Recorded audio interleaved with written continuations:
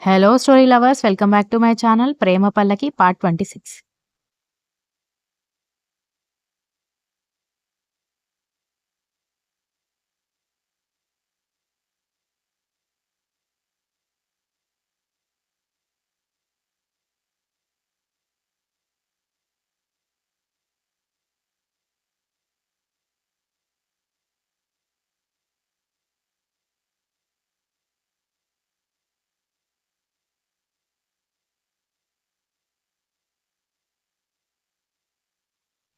గగన ఆడపడుచు మాటలకి తల కొట్టుకుంటూ రూమ్ వద్దకు వెళ్లి డోర్ కొంచెం ఓపెన్ చేసి ఎక్కడ కనిపించకపోవడంతో ఊపిరి పీల్చుకుని బెడ్ పక్కన ఉన్న టేబుల్ మీద కాఫీ కప్పు పెట్టి వెనక్కి తిరిగేసరికి అప్పుడే ఫ్రెష్ అయి రావడంతో జుట్టులో నుంచి నీటి చుక్కలు రాలుతుంటే హ్యాండ్స్ ఫోల్డ్ చేసుకుని కళ్ళు ఎగరేస్తూ కనిపించాడు చింటూ.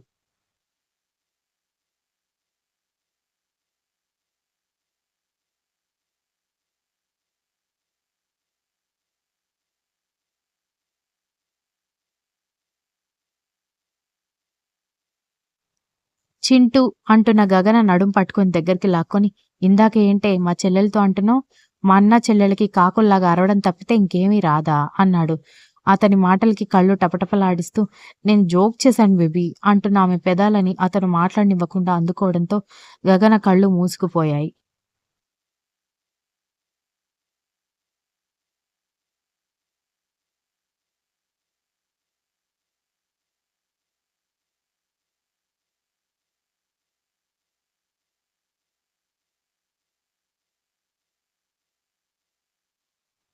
నడుము చుట్టూ ఉన్న చేతిని ఇంకాస్త చుట్టేసి ఆమెని దగ్గరగా లాక్కొని హత్తుకున్నాడు. బేబీ కాఫీ చల్లారిపోతుంది, ముందు కాఫీ తాగు అని చెబుతున్న గగన మాటలు చింటూ బాబు ఏమాత్రం పట్టించుకోకుండా గాఢంగా ముద్దు పెట్టాడు.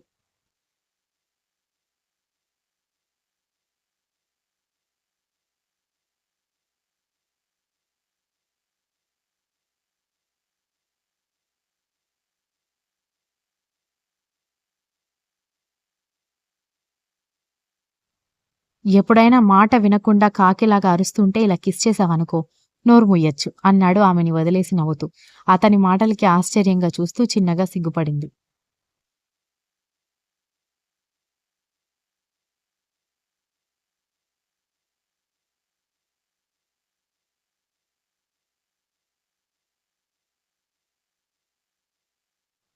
కనిపించవు గాని మా మీద కోపం బాగానే ఉందే నీకు అని చింటూ అనేసరికి మొహం ముడుచుకొని చూసి అదేం లేదు.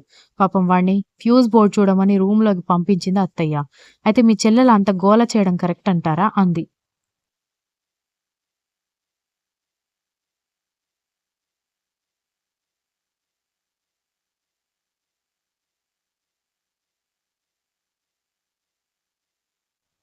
మరి వాడు అడక్కుండా తన రూంలోకి వెళ్ళడం తప్పే కదా మరి అని చింటూ గగనని దగ్గరికి తీసుకుని ఆమె చెంపల మీద చిన్నగా తడుతూ అడిగాడు.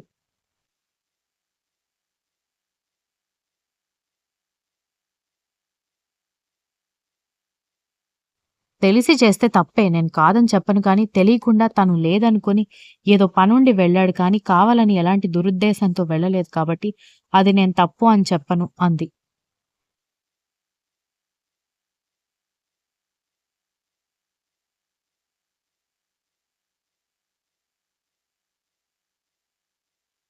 చింటూ నడుం చుట్టుకోవడంతో ఓయ్ అని అక్కడి నుంచి చింటూని తోసేసి పారిపోయింది గగన. రాత్రికి నాకు దొరకకుండా పోతావా ఏంటి అని చింటూ వెనక నుంచి అంటుంటే వెనక్కి తిరిగి కన్ను కొట్టి పారిపోయింది.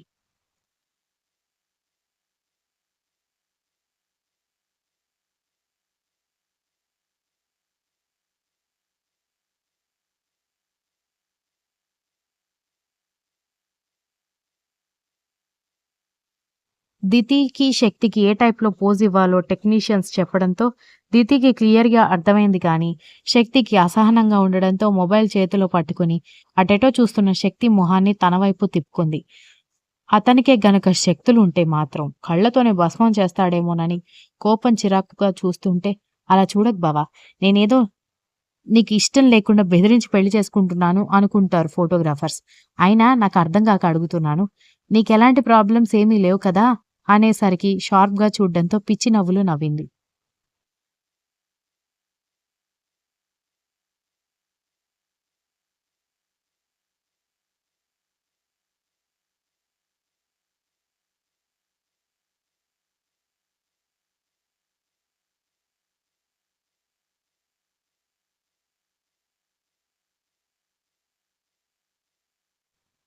మేడం రెడీనా అని శక్తిని అడిగే ధైర్యం లేక ఫోటోగ్రాఫర్స్ దితిని అడగడంతో జస్ట్ ఎ సెకండ్ అని చెప్పి ఎలాగో కన్విన్స్ అయ్యేలా కనిపించకపోవడంతో తనే అతని మెడ చుట్టూ చేతులు వేసి చెవిలో ఏదో చెప్తున్నట్టుగా పోజ్ ఇవ్వడంతో మేడం సార్ కూడా ఎక్స్ప్రెషన్ ఇవ్వాలని చెప్పారు వాళ్ళు.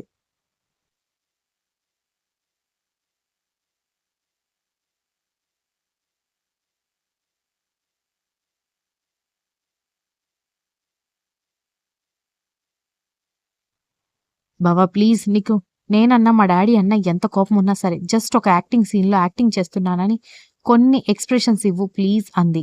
దాంతో ఏమనుకున్నాడో గాని సరేనని చెప్పి ఇందాకటి పోజ్‌లోనే ఇంట్రెస్టింగ్‌గా నవ్వుతూ వింటున్నట్టుగా ఎక్స్‌ప్రెషన్ ఇవ్వడంతో అందరూ మెస్మరైజ్ అయి చూస్తుంటే దితి కూడా పోజ్ ఇవ్వడం మానేసి శక్తి ఫేస్ చూస్తుంటే మేడం ఏంటిది మీరు ఎక్స్‌ప్రెషన్ ఇచ్చినప్పుడు సార్ ఇవ్వరు, సార్ ఇచ్చినప్పుడు మీరివ్వట్లేదు అని చెప్పడంతో సారీ అని చెప్పి ఇద్దరు ఎక్స్‌ప్రెషన్స్ ఇవ్వడం మొదలుపెట్టారు.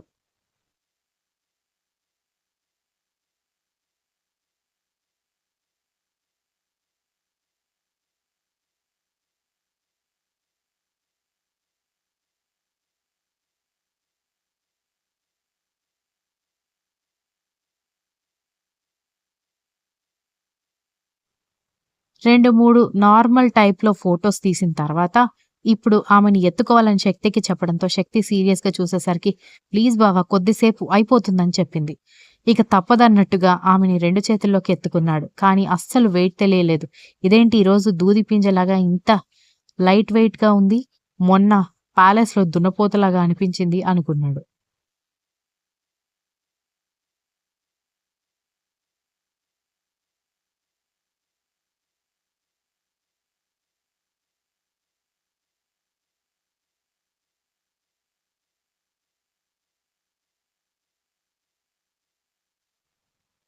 పైగా దితికిచ్చింది లెహెంగా కావడంతో శక్తి అప్పటి వరకు ఉన్న అసహనం వదిలేసి ఆమె నడుం చుట్టూ చేతులు వేసి ఫోటోగ్రాఫర్స్ అడిగినట్లుగా ఆమెతో కలిసి ఫోటో దిగుతుంటే ఎందుకో అప్పటి వరకు చిరాకు పడిన వాడు ఏమీ మాట్లాడకపోవడంతో అనుమానం వచ్చిన దితి అతని వైపు చూస్తే ఒక మిస్టీరియస్ స్మైల్ అతని పెదవుల మీద కనిపించడంతో అనుమానంగా చూసింది.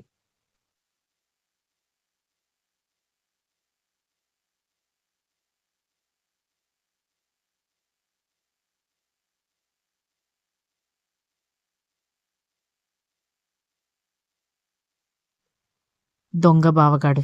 నన్ను పెళ్లి చేసుకోమంటే మాత్రం ఎక్కడ లేని బాధొస్తుంది. కానీ హాయిగా హగ్ చేసుకొని ఫోటోకి స్టిల్స్ ఇవ్వమంటే మాత్రం ఎంత బాగా ఇస్తున్నాడో దొంగ బావగాడు అనుకుంది. మొత్తం ఫోటోషూట్ కంప్లీట్ అవ్వడానికి ఆ రోజు మొత్తం పట్టేసరికి డిన్నర్ టైంకి దితిని వాళ్ళ ఇంటి దగ్గర డ్రాప్ చేసి శక్తి ఇంట్లోకి వెళ్ళిపోయాడు.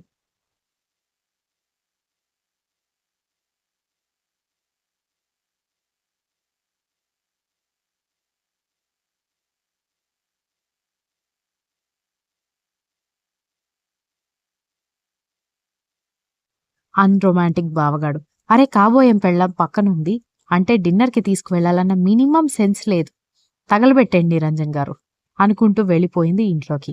ఉదయాన్నే ఫ్రెష్ మల్లెపువ్వులాగా ఇల్లు దాటిన కూతురు వాడిపోయిన మల్లెపువ్వులాగా ఇంటికి రావడంతో రూమ్‌లో ఆల్రెడీ గీజర్ ఆన్ చేసి పెట్టాను. స్నానం చేసిరా డిన్నర్ తినొచ్చు అని చెప్పింది మైథిలి.